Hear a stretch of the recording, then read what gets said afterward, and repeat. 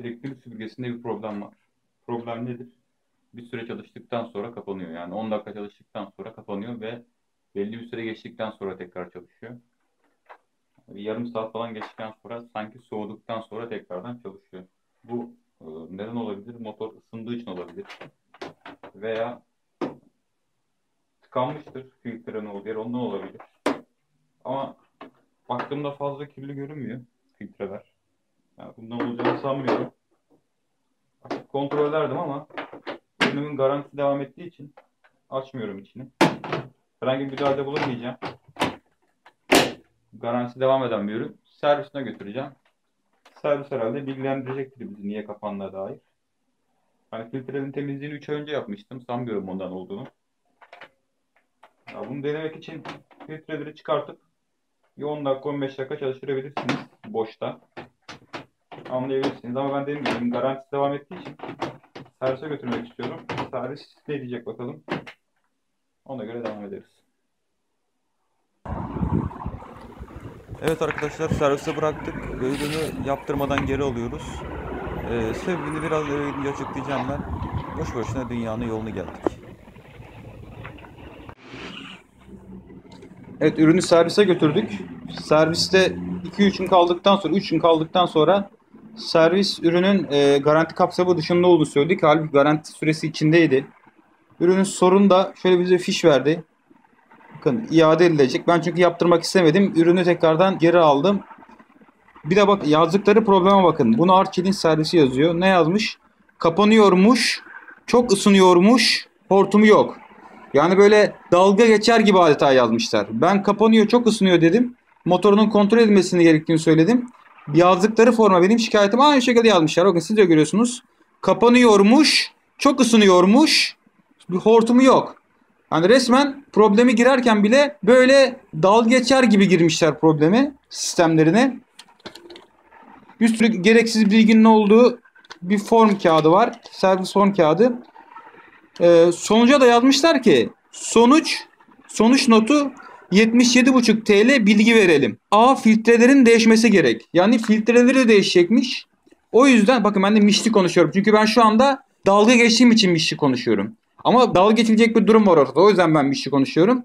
Onlar böyle kapanıyormuş, çok ısınıyormuş diyemezler ama müşteri şikayetine giremezler. Neymiş efendim? Bilgi verelim. Filtrelerin değişmesi gerek, 77,5 TL. Bu filtreler sanki içerisinde mikro işlemci barındıran bir devre ki 77,5 TL. Altı üstü bir sünger. Tabii ben geri zekalı olmadığım için bunu istemedim. Ürün tekrardan işlemci olarak geri almak istedim ben. Yani bu 77,5 TL'yi vermeyeceğim. Madem ki filtrelerde problem var. Filtre dediğiniz, size birazdan da göstereceğim, altı üstü bir sünger. Ve Arçelik bir sünger için 77,5 TL para istiyor. Ayrıyetten ürünü benim gidip almam gerekiyormuş servisten. Boşuna da gittim oraya kadar. Dünyanın yolunda teptim. Elime süpürgeyi aldım geldim. Böyle bir yani rezillik. Madem filtreler problemli, bu filtreleri ben kendim de değiştiririm. Yani boşuna o kadar parayı vermenin anlamı yok. Hani o 77,5 TL fiyat verdiği filtreler, bir tanesi bu. Şu. Hatta bu plastiği bile değil. Plastik arıza yapmaz sonuç olarak. Şu gördüğünüz var ya, bu sünger. Bildiğiniz çöpe attığımız sünger yani. 5 para etmez. 5 kuruşluk bir sünger. İki de şuradaki, şu gördüğünüz arasında toz biriken şu gördüğünüz filtre. Hadi bu 5 TL olsun bunun maliyeti. Bu sünger. Bunları değiştireceklermiş, bu iki süngeri. Filtreler değişecekmiş. Bunu ve şunu değiştireceklermiş. 77,5 TL'ymiş bunların ücreti. Vay be.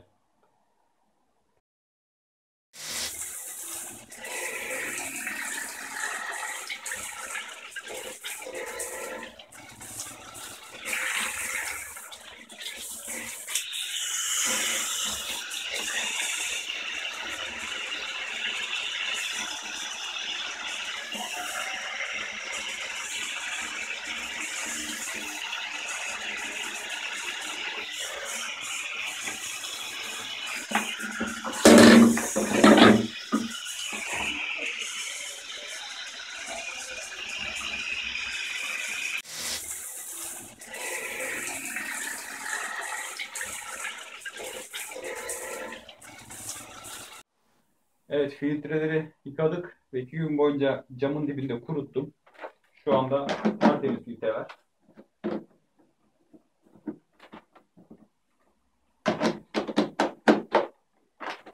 Motor filtresini taktım.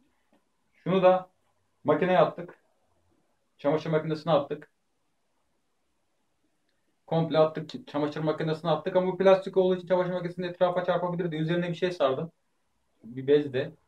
Bir bez sardım. Öyle makineye attık ve makinede tertemiz yıkadık. Hiçbir zarar da görmedi. Hiçbir sıkıntısı yok şu anda. Sonra da kurutmaya bıraktık. Normal oda sıcaklığında kuruttuk. Bu da temiz şu anda, tertemiz. Ben şunu da ekstradan yıkadım. Gördüğünüz gibi az önce. Şimdiki bu kırmızı, bu da toz çünkü buradan gidiyor içerisine. Bunu da iyice yıkadım. Bunu ama iyi kurutun. Bunu kurutmazsanız koku yapar. 2 gün boyunca güneşin altına beklettim bunu da. Kupkuru oldu. Şurada da birkaç tane katı, biliyorsunuz böyle süpürgeler katı malzemeleri, misket gibi, boncuk gibi şeyleri şuradan çıkartabiliyor. Buradaki kapağını da açıp buradan da içine bir şey sıkışırsa onları da çıkartabilirsiniz. Onu da çıkarttım. Ve şu anda hiçbir problem yok. Şimdi deneme yapacağız. Gerçi 10 dakika boyunca çalıştırmayacağım ama size çalıştığını göstereceğim.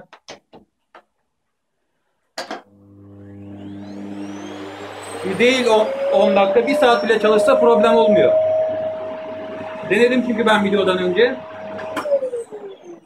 Videodan önce ben denedim çünkü. Normal her zaman yaptığımız gibi evi süpürdük. Ve hiçbir problem olmadı. Demek ki boşuna benim Arçelik'in servisine 77,5 TL vermem gerek yokmuş yani. Bana Arçelik'in servisi şunu diyebilirdi. Diyecekti ki bana, filtreleriniz tozlu olduğu için böyle, isterseniz filtreleri yıkayabilirsiniz, temizleyebilirsiniz veya uğraşmak istemiyorsanız yenisini satın alabilirsiniz. Ücreti de bu diye söyleseydi hiçbir şekilde ben itiraz etmezdim. Kabul ederdim veya etmezdim. Ama bana Arçelik şunu söylüyor. Diyor ki filtre almanız gerekiyor. Filtrenin ücreti 77,5 TL. Hiç gerek yok arkadaşlar. Eğer filtrenizde problem varsa, süpürgeniz çekmiyorsa veya bir süre ısındıktan sonra kendiliğinden kendini durduruyorsa, soğuduktan sonra yani yarım saat geçtikten sonra tekrardan çalışmaya devam ediyorsa filtrelerini iyice bir temizleyin. Mümkünse yıkayın. Eğer ki bakım maddesine problem olmayacaksa, makineye atılacak bir şeyse makineye atın. Tertemiz yapın. Takın süpürgenize. Boşuna servise dünyanın parasını ödemeyin. Evet, şimdi sıra geldi elektrik süpürgemizi test etmeye. Daha önce söylediğim gibi 10 dakika içerisinde kapanıyor. Ve bir yarım saat, 1 saat bekledikten sonra, yani soğuduktan sonra tekrardan çalışıyordu. Bunun sebebi ilk başta da şüphelendiğim gibi, ama tabii ki ben garantisi olduğu için müdahale etmek istemedim. Ama servisin böyle bir şey yapacağını da tahmin etmezdim tabii ki. Böyle bir şey yapacağını bilseydim, Arçelik'in servisinin böyle bir şey yapacağını bilseydim kesinlikle ilk başta filtreleri temizlemeyi düşünürdüm. Ama dedim herhalde servis bakar, bize sebebini söyler. Ama servisin niyeti bakıp sebebini söylemek değil. Servisin niyeti para kazanmak. Yani 211 TL'ye aldığım elektrik süpürgesi için 77 lira 2 tane süngerin değişimi için fiyat istiyorlar. Yani 211 lira elektrik süpürgesinin tamamı, ama 2 tane filtrenin ücreti 77 lira. O zaman ben 2 kere filtre değiştirsem, 3 kere filtre değiştirsem o zaman ben elektrik süpürgesinin çıkacak parası. 3 kere filtre değiştirmek demek de 3 tane sünger parçasını değiştirmek demek. Bu süngeri emin olun, gidin bir tuhafiyeye falan, herhangi bir yere gidin, sünger alabileceğiniz bir yer. Sizden para bile almazlar. O kadar küçük şeyler. Gerek yok arkadaşlar. Bir problem yaşadığınızda internete girin. Özellikle YouTube'a girin. Probleminizi yazın. Emin olun, gerek bizim kanalımızda, gerek diğer kanallarda çok daha ucuza, çok daha kolay bir şekilde problemlerinizi kendiniz halledin. Bakın, sadece bu kanalda değil. Yani bütün YouTube'daki bütün kanallar için diyorum. Probleminizle ilgili olan durum neyse onunla ilgili kanala girin. Mutlaka bilgi bulursunuz. Yani internet zamanında, böyle internet gibi bir zamanda her türlü bilgi elimizin altındayken böyle üçkağıtçı servislere, ki üçkağıtçı servis, bunun başka bir açıklaması yok. Dediğim gibi bana bilgi verebilirlerdi, bilgi vermediler ama. Direkt 77 lira ücreti var dediler. Hiç gerek yok böyle servislere para kaptırmanıza. Böyle basit şeyleri kendiniz halledin. Tabii servislere ne ihtiyacımız var? Mesela motorunda problem olsaydı o zaman servisin dediği ücreti vermek zorunda kalacaktım. Ama böyle basit problemler için boşu boşuna servise para vermeyin. Kanalımıza abone olun veya diğer bu tarz kanallara abone olun. Probleminizi kendiniz çözün.